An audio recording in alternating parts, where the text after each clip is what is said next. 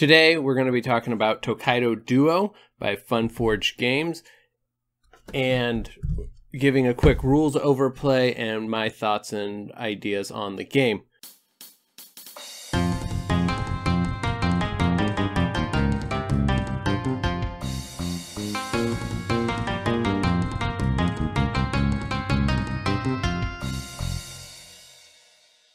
Hello and welcome to Assorted Meeples. As you saw from the intro and the title of the video, we're talking about Tokaido Duo and giving a quick review, rules overview, and everything like that. I picked this one up. Can't actually remember how I picked this one up. It was either an Amazon or a Geek City purchase. I cannot remember which one it is off the top of my head at the moment, but I'm leaning towards the Geek City purchase. I'm very glad that I saw this one and picked it up because it is an amazing rendition of the regular Tokaido brought down to a different to a two-player count. Now, the two-player count actually works fairly well at Tokaido anyways, but this changes it up and retains that feel of the game while at the same time being a completely different beast. So before I say too much more, I'm going to switch over to an overhead view, talk all the rules out, and then we'll come back and give more of an in-depth view rather than the top view or just the high-level view of what I think. Okay, so we have our board in front of us. And let's get into it. First off, you have your three pieces. You have your pilgrim. You have your merchant. I'll actually just lay that. Okay, the pilgrim's not going to lay down nicely. The merchant or the artist. Now, all those are beautiful sculpts and they're easy to recognize difference on the table. You have a board for each of them in turn. So you have your pilgrim, your artist, and your merchant. All of these act differently, and they each have their own corresponding dice that goes with them. So let's start with the pilgrim, since he's on top here. Now, at the end of the game, you're going to score points for all three of your people, and each of their scoring mechanisms is different. So the pilgrim, starting with the pilgrim, and you take his dice, whatever his dice is, number is, you count out that many spaces and you go there. If you land on a settlement or city or whatever, can't remember the exact term for it, if you land on one of these, you're going to get nothing, and you would collect these 4 coins on this card that are here. But that's all you get. You get 4 coins, and no one else can share the same space with you. So your merchant can't go there, or if your merchant was there, you couldn't land there. If you hit one of these blue ocean spaces, you get to pick one of these cards up here that are available. Now this one is, you can move your pilgrim an extra space forward. On the other side, you can move him 1 space left. But once this is set for at the start of the game, then you get it and it goes on your board, or once you pick it up. But you can't flip it over to the other side. This one is for the artist. This one allows you to, when you start, move through, or finish a terrain type, which is one of these, and you have a matching painting. As long as you go through, start, stop, or go through that space, you can gift that away.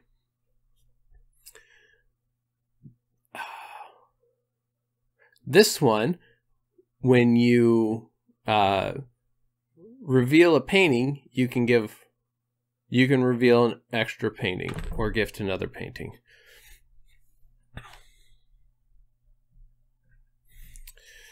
This one, for every souvenir that you sell, you would gain an extra gold.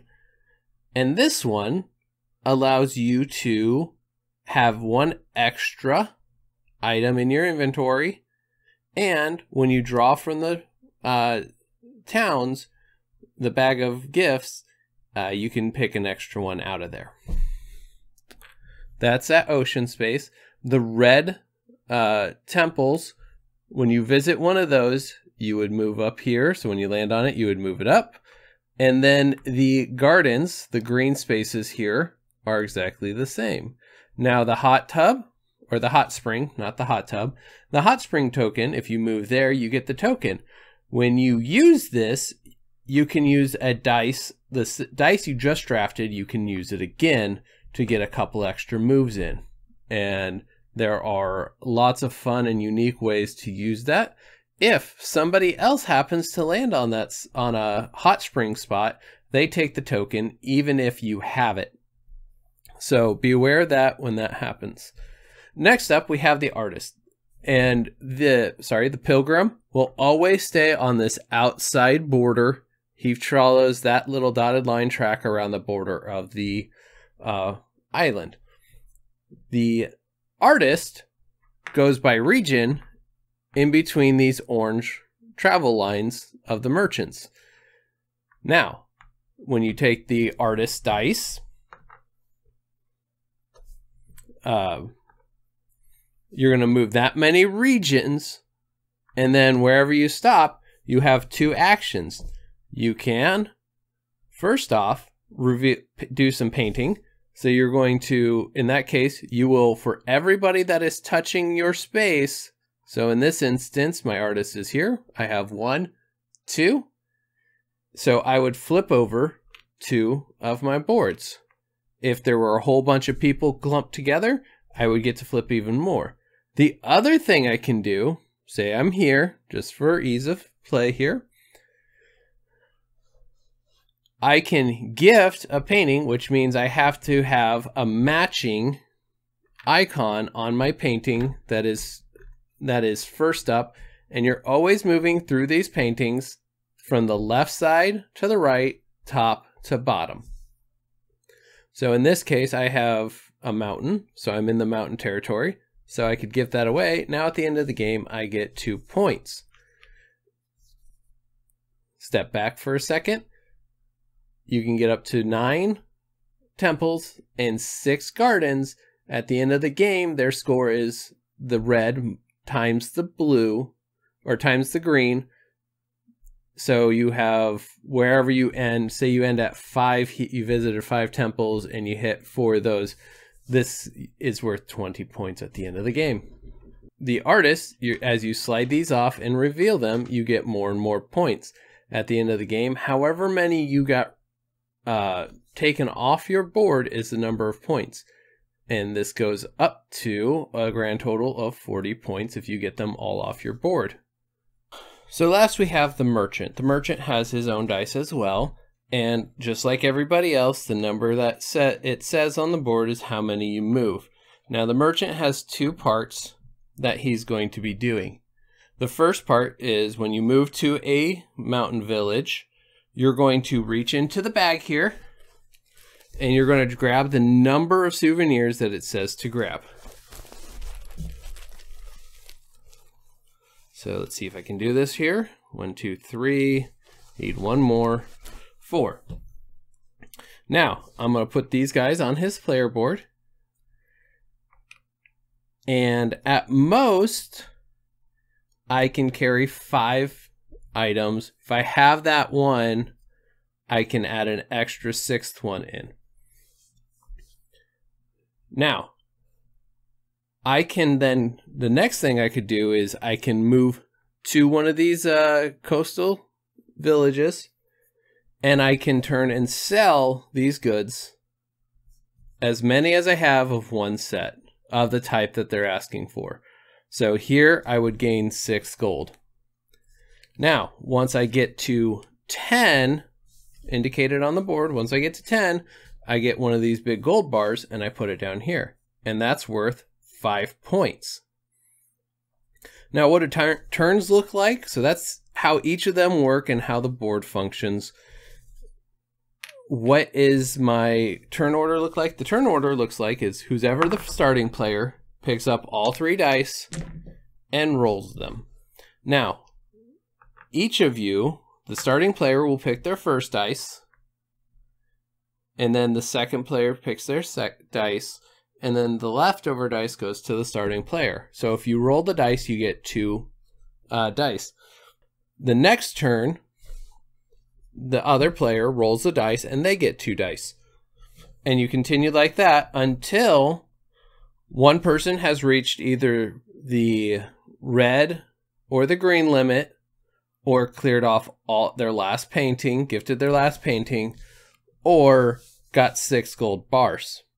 That's the way that you end the game. When the game is over, you count the combined totals of all 3 of your boards, and that is your final score. The higher score wins the game. And that is how you play. Okay, so that is the rules and how you play and how this game functions. And again, this game is different, but the feel of the game is the same, which is what I think you have to do when you take a game and make an exclusive 2-player variant of it, like Splendor Duo, Emohot Duo. It's a couple other ones where they've squared it down to just 2 players, and they work.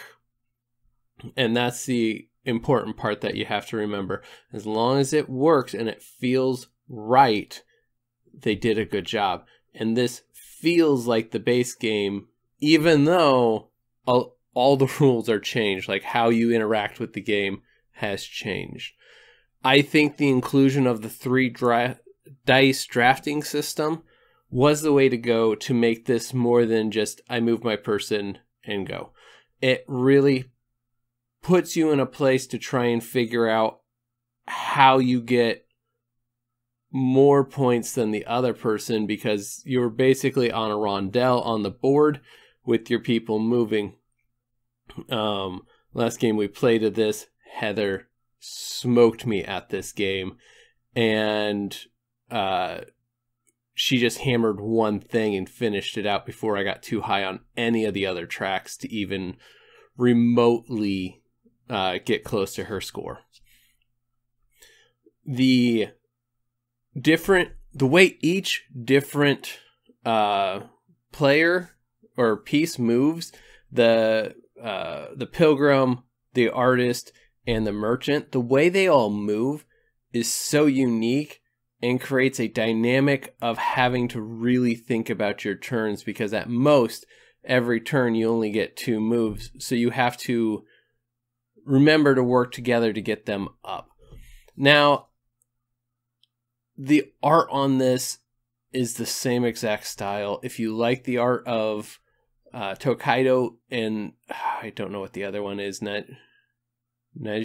not even going to try and pronounce it, but I will flash it across the screen, by Fun Forge, that is a continuation of the game series. So if you like that artwork, you're going to like this game's artwork. The things that I don't particularly care for, it is really hard to get your gardens. Like, some of this is actually a lot harder to max out than other things. Like the merchant can be pretty easy as long as you are watching the markets and moving him a lot. The artist, again, depending on, how many times you take that dice, it gets pretty easy to get a lot of those paintings gifted away.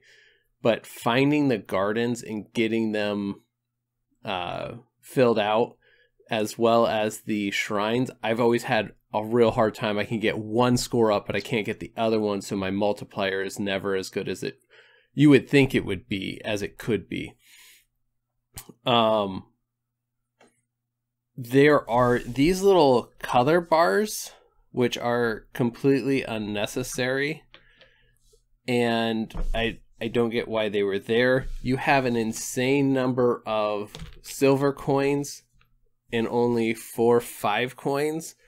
And I think with the way we've played, we have very much never had...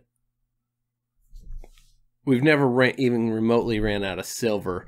We've had quite a few of these $5 pieces, but the minute you get to 10, you cash in for this anyways. So I don't see why we needed so many silver coins, but that's just me. I do like the box that they gave. It is an appropriate size. I do want to try and condense it down, so I probably will be seeing about getting this board printed off on fabric. That is a personal project, not one that I could ever like upload those files and make anything from. That's not why I'm doing it. I'm doing it for myself. Understand that. But I'm just curious if it would work well with what my intended purpose is, which is to get it into a smaller box to open up a little space. But I really appreciate the box art. Heather likes this one. This is one she caught on to. Like I said, she crushed me. She is out shopping today, otherwise I'd had her sit in, but she is learning how to use this game quite well, and the simplicity of the dice drafting mechanic she likes as well. So it just becomes of what do you need to focus on and what do you need to do with those dice. So thank you very much, guys, for your time, and we will see you next time. Bye. If you like what you just saw, please support us by hitting that like button and subscribing to our channel for more great gaming content.